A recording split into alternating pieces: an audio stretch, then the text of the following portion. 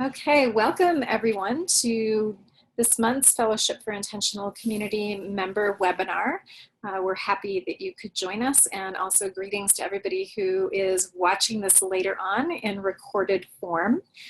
So my name is Makin Ludwig, and I'm going to be the host for today's webinar because our usual host, Sky Blue, is actually our presenter today. So I'm going to take on being the logistics person for this particular webinar. So speaking of logistics, I just want to go over a couple things about how we're going to do today's webinar. So if you haven't found it yet, there is a chat function. If you scroll down to the bottom of your screen, you should be able to get to the chat, and you can type messages in that chat that everyone can see, or you can just chat something to me. And so I would say if you are having any kind of logistical problems or technical problems, I can't promise that I will know how to fix it, but I will do my best to try. So go ahead and chat those directly to me. And then you all can engage in conversation if you want with each other over in the chat area just by sending your message to everyone. And we're going to use that and the Q&A box that you should also be able to access. And if you're having trouble finding those, just let me know. But you can type questions into the open tab on the Q&A box, or you can type stuff into the chat that everybody will see. And basically, I'm only going to look at the questions that look like they're super important for us to get answered right now during Sky's original presentation. So he's going to present for probably about a half an hour. And during that time, we're going to really keep it as just presentation unless there's something urgent that is presenting itself in the Q&A box. And then after that, we'll open it up, and we'll be able to, once Sky is done with his presentation, actually give you the mic and have you show on the screen, just like Sky and I are showing up on the screen right now. But we won't actually open up that function until after Sky is done with the main presentation. So go ahead and type stuff into the chat and the Q&A at any point, and I'll open it up for more live interaction once Sky is done with his presentation. So that's our logistics. And this is being recorded so that folks can look at it later, and you'll get a copy of that recording after we're done with today's session. Any other logistics, Guy, that I should say, or got Sounds good? Okay, great. Again, I'm Makin Ludwig. I'm a board member of the Fellowship for Intentional Community, which is the organization hosting this webinar. And I am delighted today that we have Sky Blue, our executive director, who's going to be presenting. And Sky is someone who's brought a lot of really terrific new energy into the Fellowship for Intentional Community over the last couple of years. And so I'm delighted to give him the floor for him to be able to present today. Sky, it is yours. Awesome, thank you. So hi everyone, as mentioned, my name is Sky Blue. Yes, that is my real name, and yes, my parents were hippies. And I am the executive director of the Fellowship for Intentional Community. This webinar, the title is Making It Happen Cooperatively. So this is going to be a nuts and bolts focused presentation that we are going to do some theory in advance. To start off though, let me just give you a little bit more about who I am. So I have lived a lot of years, I guess 13 in total now, at Twin Oaks Community, which is a now 50-year-old intentional community in Central Virginia, income sharing 100-person community. And it is actually also where my parents met, though I was not born or raised there, but I do have my roots there. Over the years, living at Twin Oaks and then also living at a few other intentional communities for shorter periods of time, I have been involved with the FIC as well as the Federation of Egalitarian Communities, which is a small network of communities that Twin Oaks is a part of that are all income sharing communities. And then through working with the FIC, I've been having more contact and working with the Global Eco-Village Network, and particularly FIC being part of the North American representation to the Global Eco-Village Network. So, while FIC is sort of has more of a US North American focus, while also including communities around the world, Jen very explicitly has a global focus, and we're really happy to have a relationship with them to be able to bridge those worlds. Also really important out there is the Co-Housing Association of the US that the FIC enjoys a close working relationship with. And, you know, again, I have this sort of family history with intentional communities. My father helped start a co-housing community in Chico, California, and it was one of my early experiences living in intentional community. There's also the North American Students of Cooperation, primarily student housing co-ops out there. And I also lived in a student housing co-op for a little while during college. So, you know, the sort of variety and diversity of models that are part of this movement has always been you know, something I've been aware of and has seemed like a really important thing to me. In addition to that, there's also, you know, other sort of allied organizations and movements that the FIC tries to maintain connection with, and that we sort of see ourselves as being part of a larger movement of movements. So worker cooperatives, permaculture, transition towns, all these different kinds of organizations that are closely values aligned. You know, ultimately we're all kind of working towards the same vision of the world that we want to be creating, just in these different forms. Along those lines, FIC is also a member of the New Economy Coalition, which is a really amazing platform organization for kind of connection and collaboration amongst a wide range of different kinds of organizations, cooperative businesses, political organizations, nonprofits, again, all sort of working towards what does a truly cooperative, democratic, economic, political, social system in the world look like. So FIC is definitely happy to be a member of that. Yeah, and just, you know, continuing to try and do the work of bringing together different organizations in this country to support intentional communities on the ground that are trying to form or have formed and are struggling, or just trying to take things to the next level in different ways. So, you know, a little bit about me in bigger picture. I'm just, so let's see, moving on. Let's just kind of get into it here.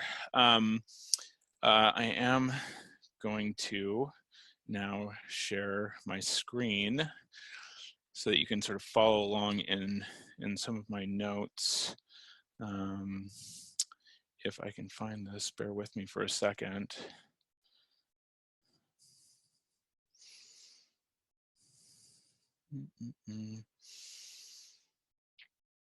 Mike, are you seeing a Google Doc that says Meta Framework kind of at the top?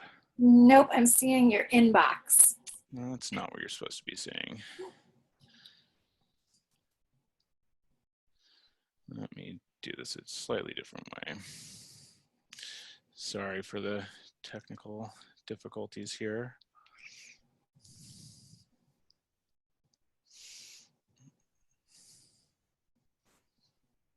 How about now? There you go. Meta framework? Yep. Yep. Great. We're good. So, so a couple of years ago, the FIC, as an organization, decided that we wanted to identify a few core values that we hold as an organization. You know, all of the communities that are listed in the directory or that utilize our services in different way don't necessarily hold these values either in these terms or in a related way, and we're okay with that. You know, we're okay with lots of different kinds of groups being you know, listed in the directory and making use of our services. But as an organization, we wanted to say there are certain things that we hold and believe, and that we want to be expressing in the world through this movement building work that we're doing. So the first one that we identify is cooperation, and I'm sort of throwing in interdependence as another framing for that. But the basic idea here is that we're all in this together, and whether we're talking about that as individual communities or humanity, global society as a whole, that is a central idea of what we're working on here. We're all responsible for each other. We're working together to make the world work for everyone. There's, you know, very specific stuff that goes into this, especially around decision making and governance, that is a big part of what intentional communities are doing. How do we actually make genuinely cooperative democratic decisions together amongst you know, small and large groups of people? Social justice, economic justice, racial justice. This is a big thing. This is a big step for the FIC to really say, yes, we're on board with this. We want to support this. We want to figure out how to represent this, manifest this in the world. What does social justice mean has been a big question for us for a while. One of the basic sort of dictionary definitions that I've been appreciating is just that social justice is about the fair and reasonable distribution of wealth, opportunities, and privileges in a society.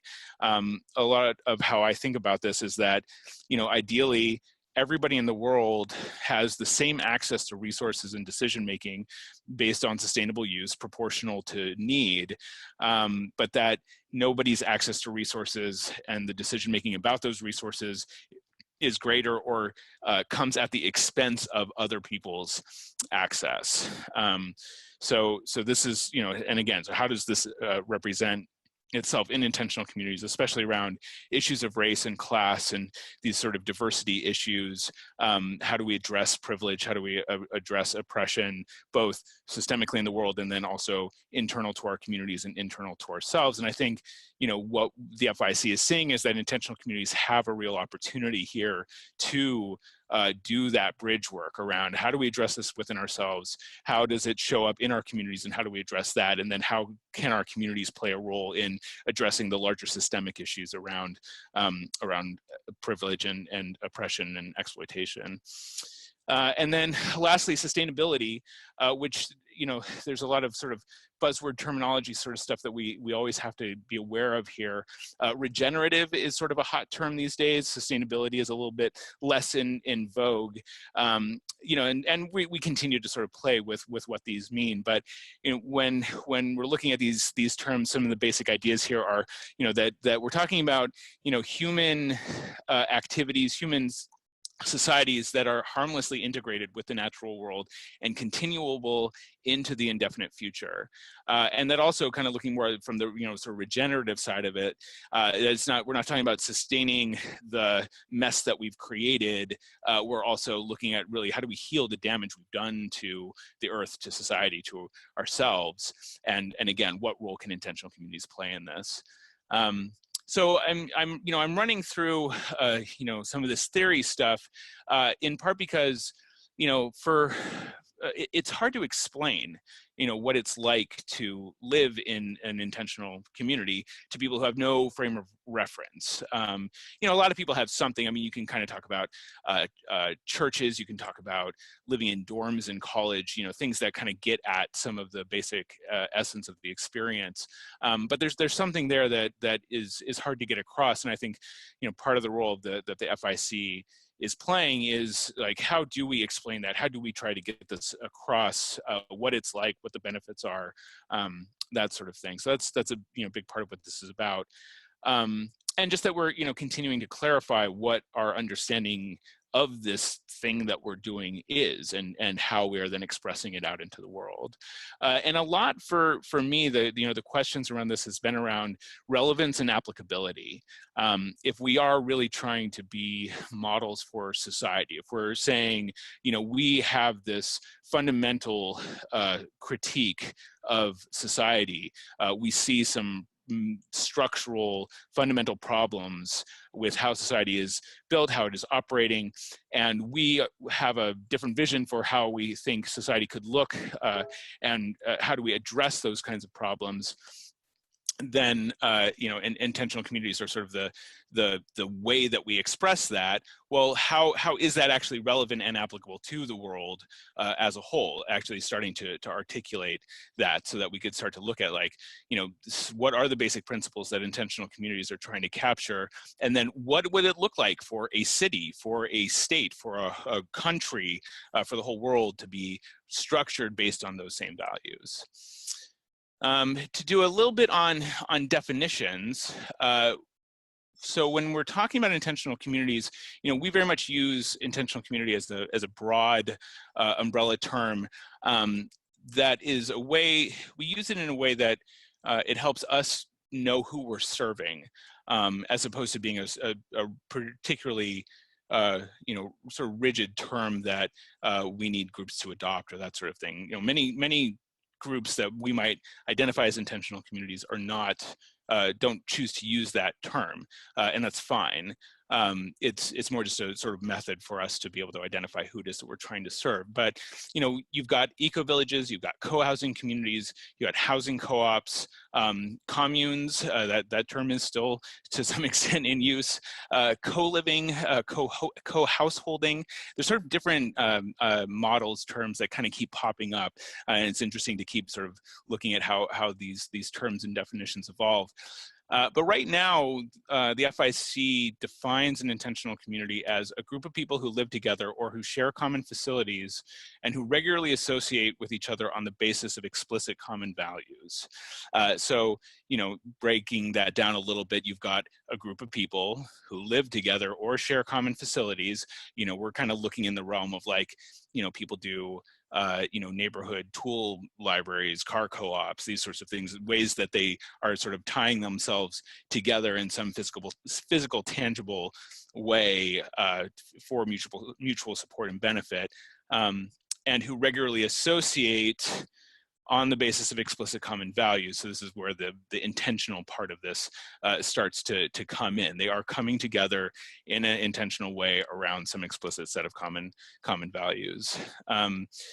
The definition, the current definition that the Global Eco-Village Network is using for eco-village, I think is interesting to look at: consciously designed through locally owned participatory processes in all four dimensions of sustainability: social, cultural, ecological, and economic, to regenerate their social and natural environment. So again, kind of getting back to this regenerative idea, sustainability, but really looking at it in a holistic way. I think, you know, all these different models and what they're working on, there is a sort of core idea here of there's a sort of holistic approach that's being taken here. And I think one of the kind of core ideas around intentional communities is this idea that there are systemic problems in the world, and intentional communities are offering a look at what a holistic solution to those systemic problems looks like. You know, so there's the whole movement of cooperatives out there as well, which is also an international movement. There are lots of different kinds of cooperatives, from consumer co-ops like food co-ops, utility co-ops like electrical co-ops, producer co-ops like agricultural co-ops, worker co-ops, housing co-ops. Credit unions are actually co-ops. They're actually cooperatives. There is a certain irony in the fact that, at least a number of years ago, what I remember hearing is that the Navy Federal Credit Union was actually the biggest cooperative in the country. Credit unions often don't realize that they're cooperatives or have an identity as such, but there's some interesting work in different areas of the country to try and bridge these different kinds of cooperative business and create more mutual support. And I think intentional communities are you know, a natural sort of part of that. I mean, many people who might live in an intentional community might also be part of some kind of worker cooperative, at least in an urban sort of setting. And these things obviously make sense. Again, we're all kind of working towards the same thing here. You know, kind of general definition here around collectives: a group of entities that share or are motivated by at least one common issue or interest, or work together to achieve a common objective. So again, I'm just trying to get at some of the basic underlying ideas of what is it that we're talking about here, because that definitely matters in terms of then the kinds of programs and services that we want to be providing to support people. Some basic thoughts here on why do they matter, and I would say that, you know, a lot of people will sum up it in one word, which is sharing. At a recent FIC meeting, we talked about how a big part of what intentional community is about is sharing. Again, there's the social aspects, the economic aspects, cultural, ecological, and that these are all totally intertwined. You can't really separate them from each other in this idea of sharing in community, and that there's sort of a call here in terms of, you know, having good relationships with each other, making a more economically feasible existence, having an ecologically sustainable presence on the planet, that sharing is the key. And that the call here is to share as much as you can and then share some more. So sharing, key there. Collective self-determinism is sort of a, idea I've been sort of throwing around, this idea that, when we're looking at, particularly when we're looking about at ownership, that we're shifting the notion of ownership to being about access as opposed to control, and that you have groups of people who are collectively responsible for the decision-making about the conditions of their lives. And that this, obviously scales up, and that ideally, in the world, we're empowering people on ever increasingly larger scales to be part of the decision making over the circumstances of their lives, equal access to resources and decision making. So, I mean, what does that look like? You might know what you have an idea about. You have a 20-person collective house. What does that look like? But then, what does it look like for an entire country? Again, to be based on the idea that that everybody who is affected by decisions has a part as sort of an empowered player in helping make those decisions.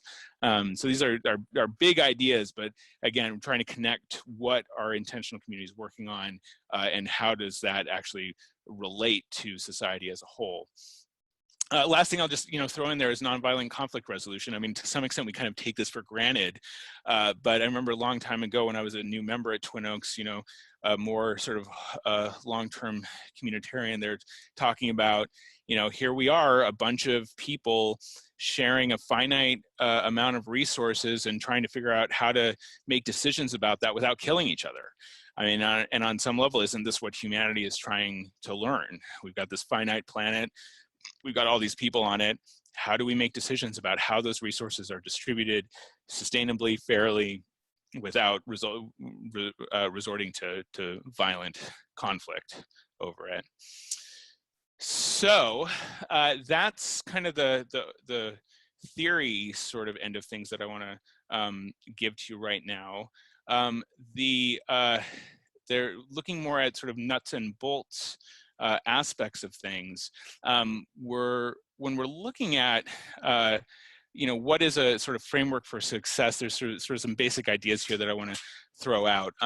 It's a little old now, but so one of the best resources we have available for creating intentional communities is a book called Creating a Life Together by Diana Leaf Christian, which is available on the bookstore and ic.org. But she did an extensive amount of surveying of different communities, and she came up with a number that 90% of communities fail. So obviously the question is why? She offers some ideas in there, and there's a lot of different potential answers to that question. One thing that I'll suggest is that the number one thing that people don't realize in trying to start an intentional community is how big of a job it is, like how much it's going to take from you on all levels, logistically, financially, interpersonally, personally, just everything. I mean, like to some extent, when you're coming together with a group of people to start an intentional community, it's like a marriage or it's like having a baby. There's just so many different ways that you can't know how it's going to go, that you have to be prepared for, at least on the level of being up for whatever gets thrown at you. There's a lot of discussion these days around like what do replicable models look like? Like how do we scale? How do we replicate? And I think there's some useful discussion to be had there in terms of really looking at guidance, looking at best practices, from the experience that the decades worth of experience that intentional communities have to offer. But on some level, I think we haven't really found the replicable models yet, in part because none of them are really replicating yet. I mean, there are some interesting examples, and I think in particular, when you start to look at either more religious based communities or more service based communities, like Catholic worker communities, there's a whole lot of them all over the place, or the Camp Hill communities that are all communities geared towards supporting people with adults with developmental disabilities. So it's kind of interesting to me to look at that the communities that have some of the most coherence around particular vision, mission, values sort of stuff are the ones that actually have figured out how to replicate themselves the best. But we have very few examples of like really successfully replicated models, and I think we're still figuring that out. Like there's still just a tremendous amount of trial and error in creating intentional communities and figuring out what works, what doesn't, documenting it and putting it out there. Somebody said recently that an old saying is if you're not going to be a good example, be a stark warning, something along those lines. So even in our failures, there's wisdom to be shared. Let's see, kind of. Sometimes, you know, when I try and think about like, well, what are some of the key aspects needed for creating intentional communities? One of the things that comes up most is good-natured flexibility. You know, there's the idea of being committed to something but not attached to the particular outcome or way it looks, and there, you know, just the idea that we might be happy with things that we didn't initially think of ourselves or think that we would be happy with. In terms of, you know, starting a community, you know, I've come to the opinion, and lots of people have their takes on this, but I've come to the opinion that you should start with at least 5 people.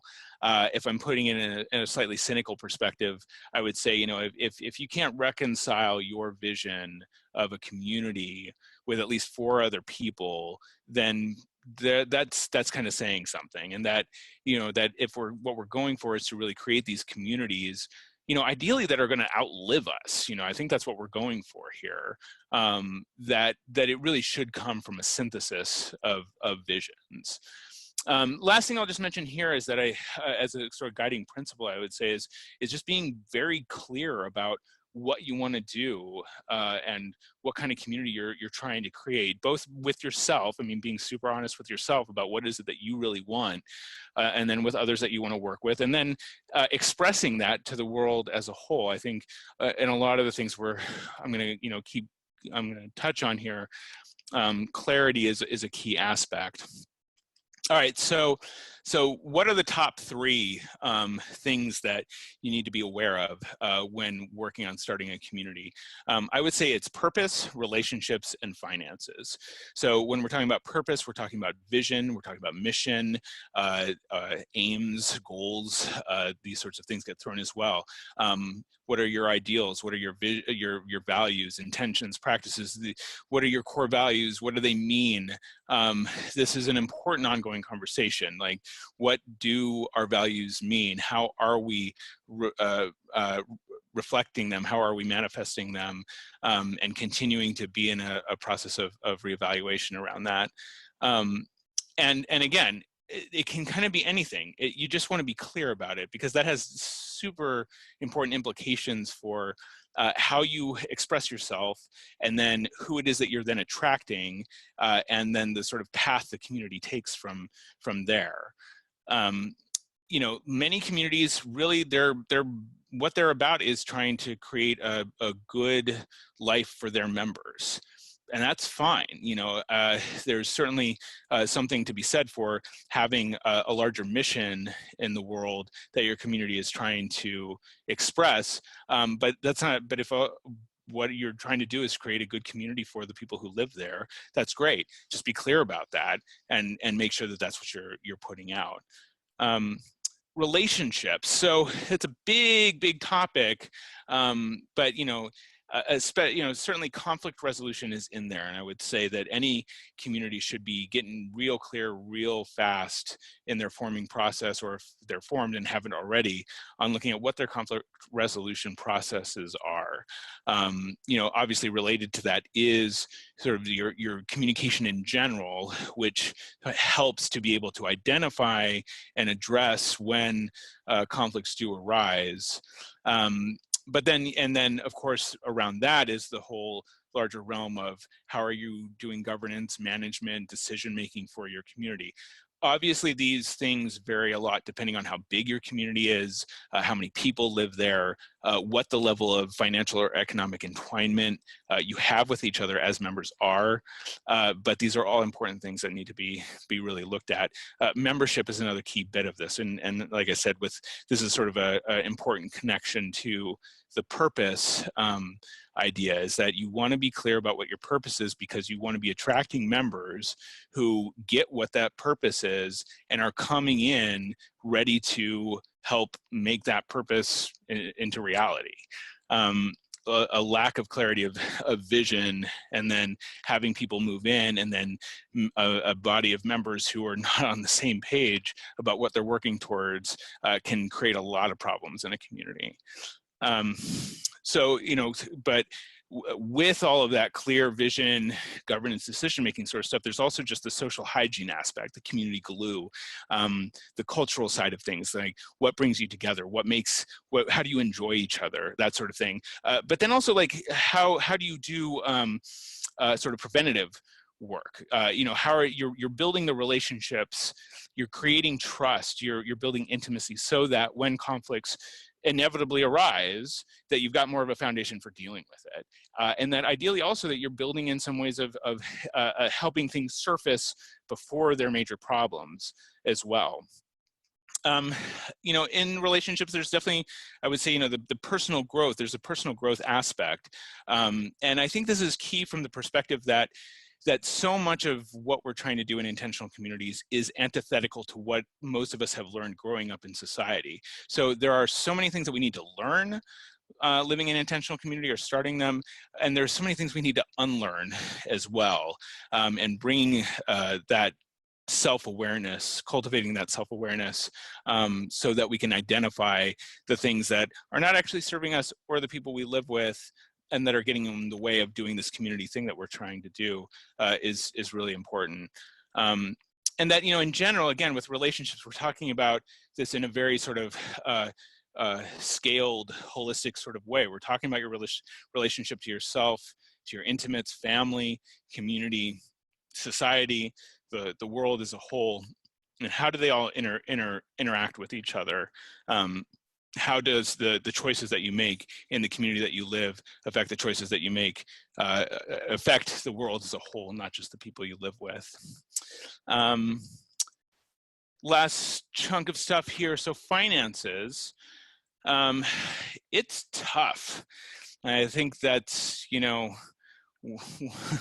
we can kind of sum that up, we can say finances are hard. We do not live in a very friendly financial world. It is not geared towards doing these intentional community things.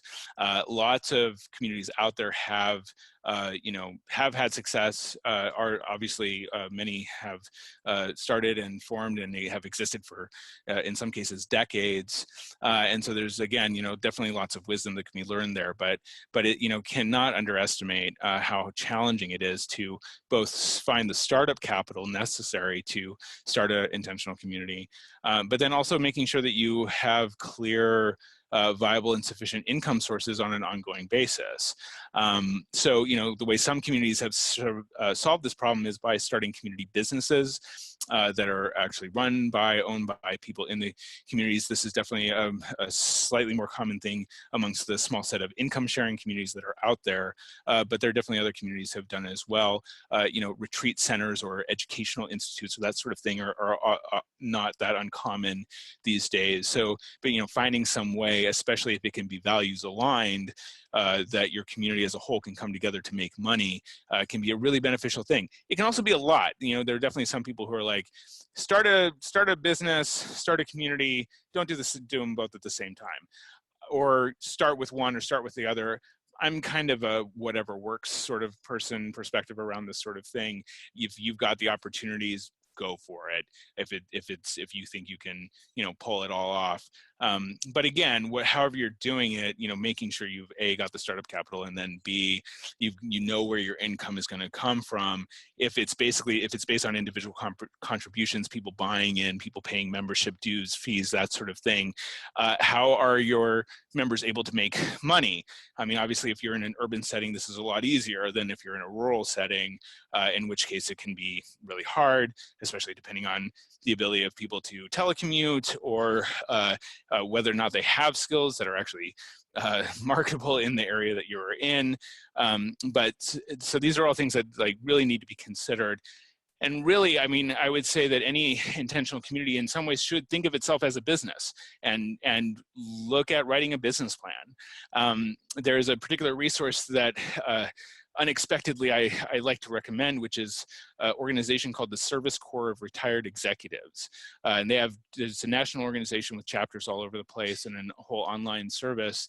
And they offer free business counseling to people trying to start businesses, and often offer very cheap series of business seminars for people. And so this is something I did at some point because I wanted to know how to play the game, and learning how to write a business plan and really think through your income, your expenses, how is this all going to work?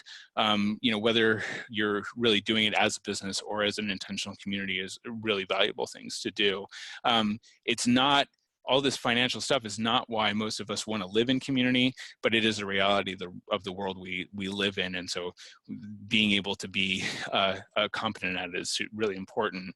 I think internal to the community, sort of the emphasis on transparent and democratic financial management is really important, like really setting yourself up well for everybody having an understanding of what's going on with the finances, and everybody feeling empowered in the management of that. We have just so much baggage around money that if you don't do that, it's one of the quickest ways to create conflict. Yeah, so I mean, and again, like I was saying, it's, money is this pervasive and unavoidable consuming part of our lives, and such a source of stress. And I see intentional communities have this potential to provide a lot of mutual support, or be a platform for people to reduce the amount of stress that they're dealing with this. But you've got to navigate the finances of starting the community and making it viable for yourself as well. And again, I think it just can't be underestimated. As a last little bit before we kind of go into Q&A, I wanted to sort of throw out a few other frameworks. So the Federation of Egalitarian Communities, they all operate under a set of 7 principles. The top two, the first two that I think are really important are hold land, labor, income, and other resources in common, and assume responsibility for the needs of their members, receiving the products of their labor and distributing these and all other goods equally or according to need. Again, I think this really speaks to some of the core to whether a community is income sharing or not, the degree to which they are sharing expenses or not, but that they are mostly about, there's generally speaking, we're talking about situations where there is some significant shared ownership of land, of facilities that everyone is sharing in this way to create community, to get social benefit, to get economic benefit, all these sorts of things. So I think all intentional communities are in some way, shape, or form kind of speaking to this aspect of taking responsibility for each other and sharing in that responsibility of meeting all of our needs together. So Diana Leaf Christian that I mentioned earlier, she's got a whole donut thing that she likes to talk about. There's 3 big aspects of healthy, thriving community she talks about: effective project management, creating community glue, and good process and communication skills, with the central donut hole which is the foundation being effective governance and decision making. So that's one way of looking at it. Cassandra Ferrara, who actually did one of our webinars a month or two ago, she works in the field of cooperative real estate. She looks at, when she's working with people, she looks at this sort of confluence of vision, people, land, money, and agreements, and how do all of these things interrelate with each other, and sort of using each one as a lens for looking at the other, and asking yourself questions about how you want to form your community. So that's the presentation. That's the information I wanted to throw at all of you. At this point, we can kind of go into a Q&A. I'm happy to do some troubleshooting with folks. I'm curious to hear what you're dealing with or what your particular questions are, and what ideas we might have to help.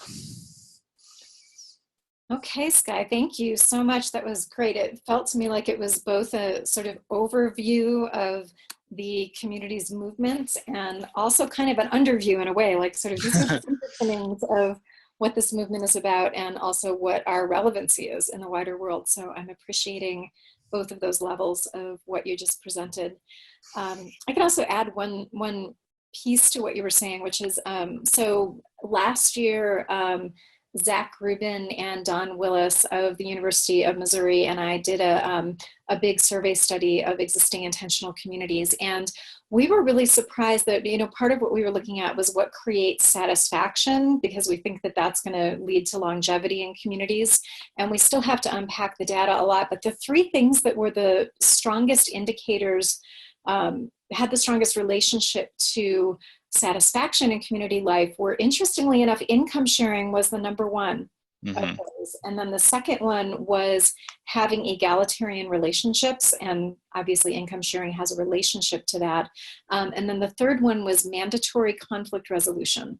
The groups that actually require people to build those skills and deal with their stuff with each other actually report a higher level of satisfaction. So I think that dovetails nicely with a chunk of what you were saying.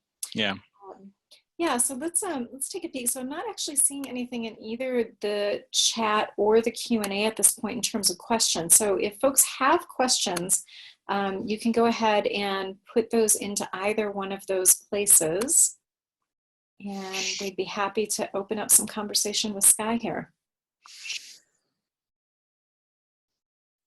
You were just so brilliant. Everyone's still going, I wonder if these functions are working. Oh, there we go. Okay, so Marty Campbell, hi Marty, asks, may we have file copies of your notes? Is that a shareable document, Skye? Yeah, I will create a version of this that will, and there'll be a link to it in the follow-up email that goes out about this webinar. Okay, great. Good. It also occurs to me that we could say, and I promise Skye didn't put me up to this, but FIC actually has a crowdfunding campaign going right now because we have 4 books that are going to be produced over the course of this next year. And the first one is Starting Community. And what these 4 are they're collections of what we think are the best and most useful Communities Magazine articles from the whole history of Communities Magazine. And so there's one on starting communities and then one about communication in community that I think both of those would be really helpful. And I can go looking before we close out and put into the chat a link to that crowdfunding campaign. So if folks are interested in learning more, there's, I think, about 300 pages of text for each one of those books. So they're going to be really meaty documents for folks that are interested, if you're interested in community, starting communities. Here, actually, I've got the link to the crowdfunding campaign. Okay, great.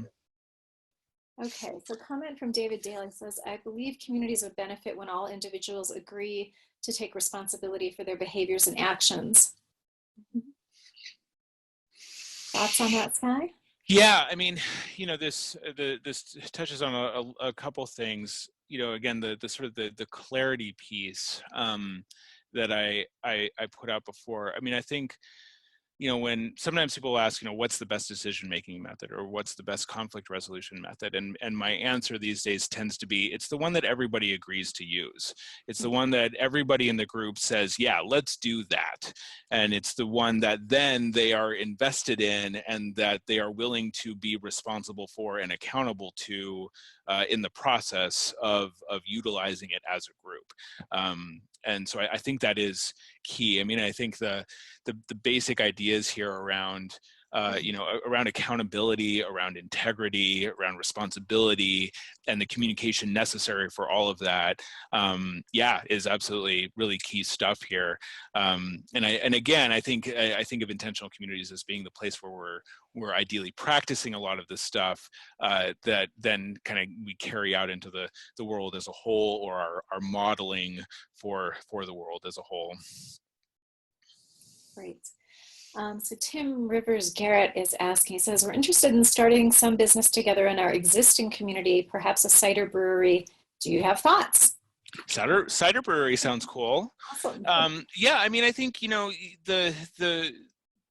when you're looking at businesses, I mean, I definitely highly recommend looking at the worker co-op world for resources, whether or not you're exactly using that structure or not. But if there's any amount of kind of collectivity to the business that you're planning, I would recommend looking there if it is, you know, any kind of community-based endeavor. So, you know, there's the U.S. Federation of Worker Cooperatives, and then there is an affiliated organization called the Democracy at Work Network, which is a peer counseling consultancy resource group for, again, particularly, you know, their focus is on worker cooperatives, but lots of stuff very relevant to other stuff as well.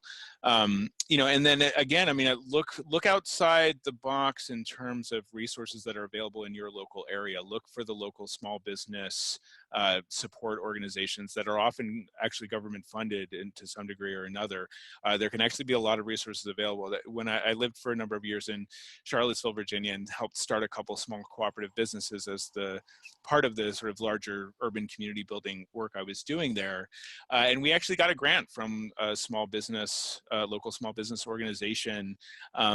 Basically, they paid a professional marketer to work with us for some number of hours as a startup company. So definitely, I would, you know, look for that.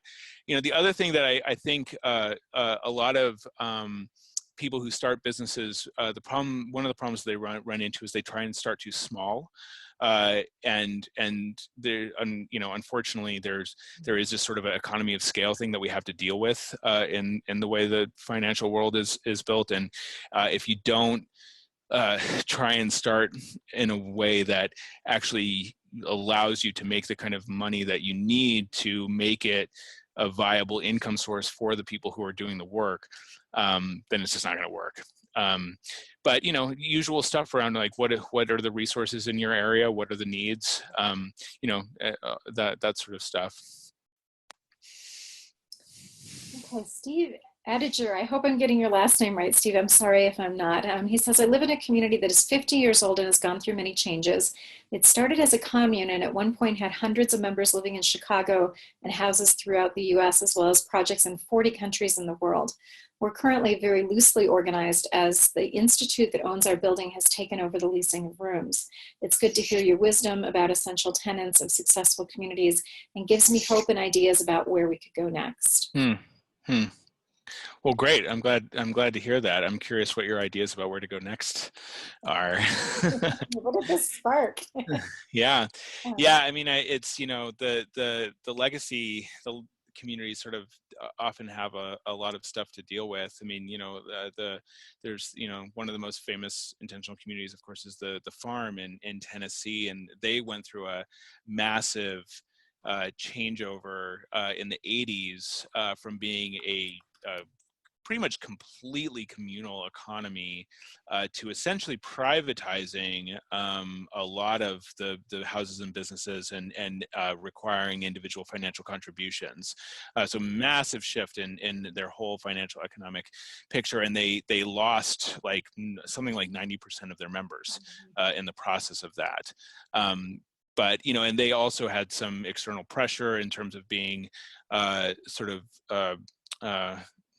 not exactly redlined, but basically the local financial institutions refusing to work with them, and other sort of local pressures. But they made it work. But lots of older communities. Heathcote in Maryland is another one that's gone, a really old one that's gone through a lot of changes over the years. I think for anybody living in a long-term established community, looking at other ones, Koinonia down in Georgia, which is celebrating its 75th anniversary this year.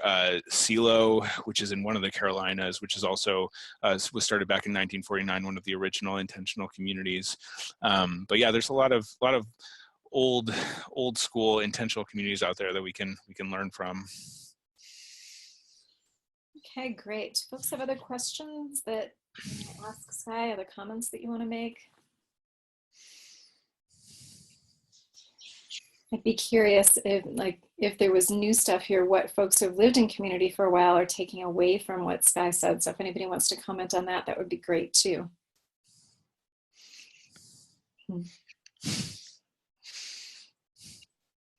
Communal moments. Yeah, I was being given a cookie. Aw. The benefits of living in community that rarely get talked about. Yep. Okay. Sky, is there anything that you didn't get a chance to expand on as much as you'd like to that you want to take a few more minutes on? Oh, that's a good question. Are there resources you want to recommend to folks?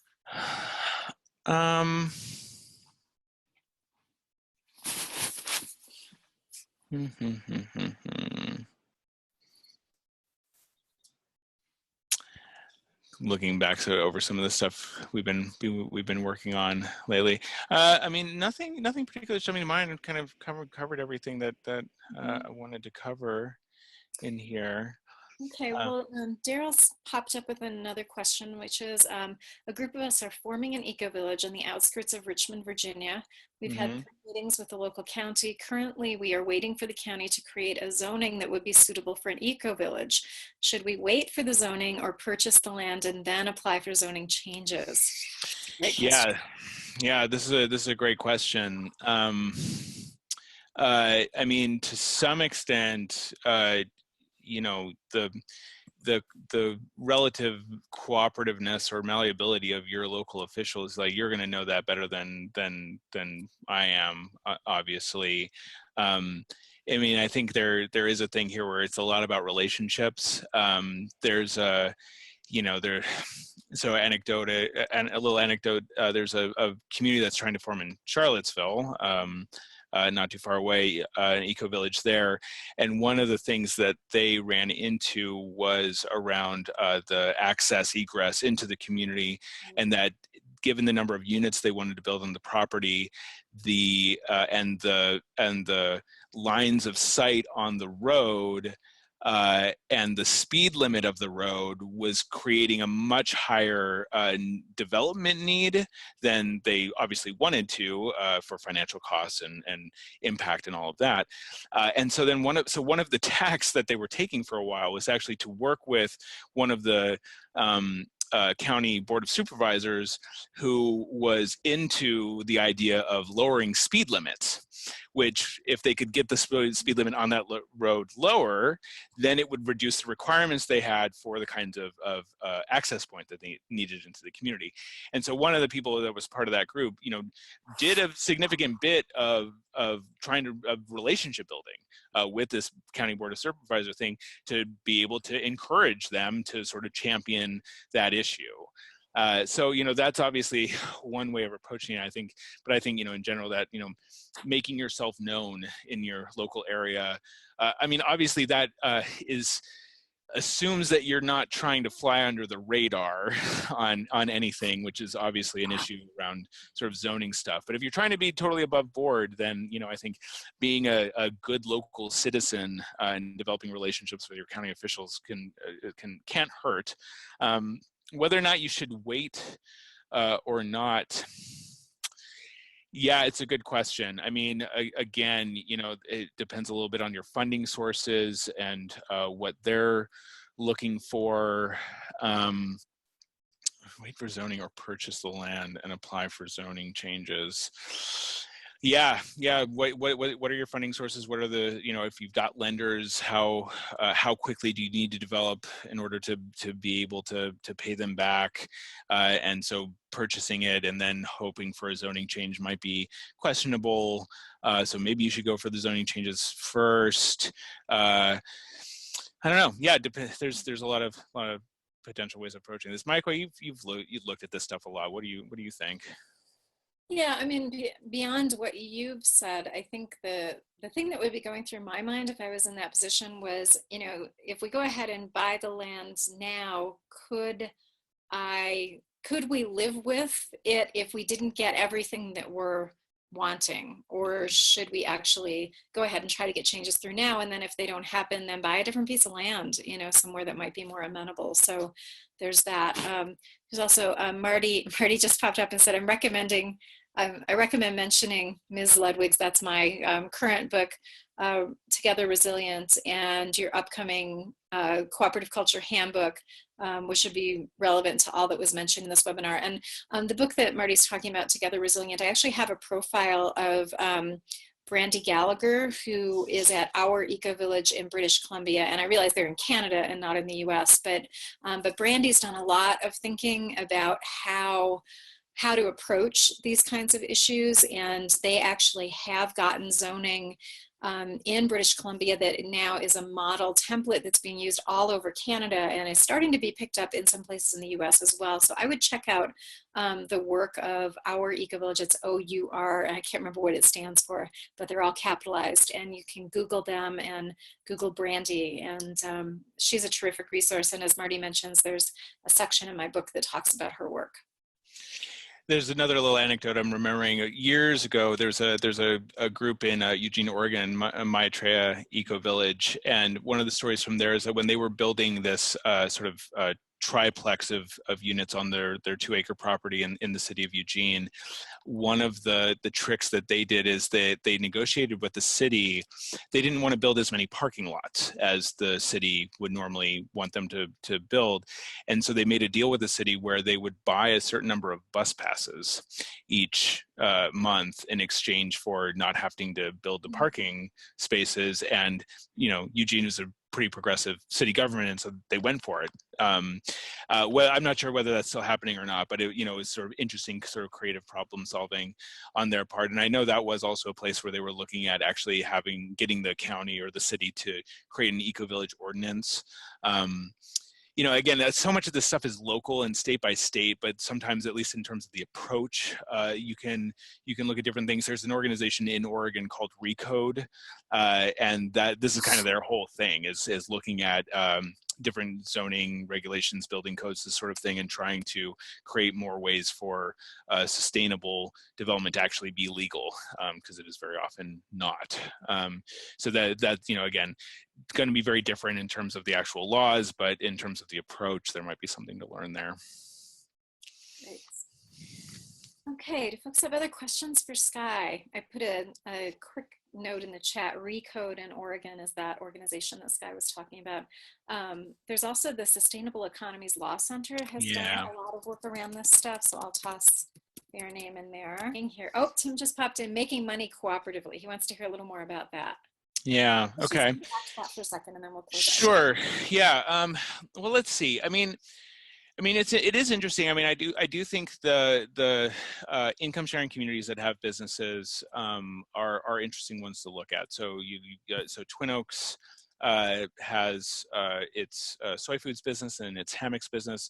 One of its sort of offshoot communities from an Acorn community runs Southern Exposure Seed Exchange, which is a organic and heirloom variety seed business. Eastwind, another community in that network, has Eastwind Nut Butters, which is a highly successful nut butters business. So I mean, there's a lot to be learned from those communities around how to run businesses together and doing it in really cooperative ways. And part of what's really interesting about it, I think, is that in those kinds of contexts, you can't. There isn't the same hierarchy in place, so you can't fire people, which Certainly, sometimes some people wish they could, but that's not how it works in community. And so, all of a sudden, there are things that in traditional work environments don't matter as much that do matter, like particularly relationships, and the feelings of people involved. And so, how do you manage that? I think one of the key problems or dynamics that communities run into in general, but definitely comes up if there's community business involved, is there's the martyrs versus the slackers dynamic, and people tend to sort of filter themselves into one of those two categories, or just sort of hide in the middle somewhere. There's it's something that the people on both sides are responsible for, obviously, but this trick of how do we actually collectively take responsibility for this endeavor, and all contribute in a way that everyone feels good about.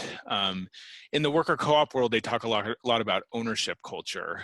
That's sort of the buzzword around that. Like, how do you foster that sense of ownership, that sense of responsibility, in investment in the endeavor, so that everybody is feels good about the contributions that they're all making.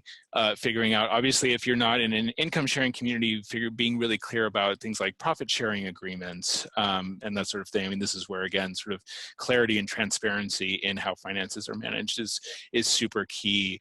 Working out, if you have an equities type situation, what the rules around that are, both in terms of building equity and payouts or buyouts.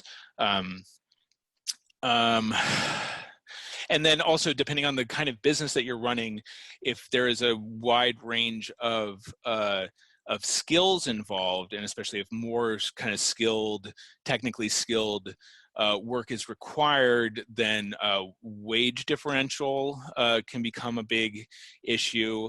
And again, I mean, there are definitely, I would say more in the worker co-op world, there's some interesting examples out there about how to allow for a certain amount of wage differential for differing levels of skilled required for jobs, but doing it in a way that still feels equitable and fair to everyone involved. The Isthmus Engineering Cooperative in Wisconsin, as I know they've done some really good work around this, because they, as an engineering manufacturing cooperative, they definitely have a pretty big gap in some of the technical skills required, some of the education, that sort of thing people have put into being able to do the job they do, and have figured out some good ways around how to compensate that still feels fair, or that feels fair to everyone. Okay, Skye, do you want to have the last word here and sum things up? Yeah. What how do I want to sum this up? I mean, I think, what I said before, I guess I want to highlight is that, it's starting an intentional community, or, even joining an existing one. I mean, these are just such monumental endeavors that we're taking on, and we can't, the amount of work that it's going to take, what it's going to take from us, can't be overestimated. And I think keeping that in mind is important. And there's always going to be the times where it feels hopeless, and we got to just kind of keep going through that. And again, like I said, I mean, I definitely hold the philosophy that the only failure is the experience you don't learn from. So whether or not any particular initiative you're a part of succeeds or not, if you learn from it, if you can then take that learning on to whatever you're doing next, in some ways, that's the most important part involved. Great. Okay. Everything feeling fair to everybody involved. That's a good overarching theme for community being functional. All right. Well, thank you so much, Skye, for imparting your wisdom on us today. And I appreciate everybody showing up and everybody who asked questions. And hopefully we'll see you next month at our next monthly webinar. Thanks so much for being here, everybody.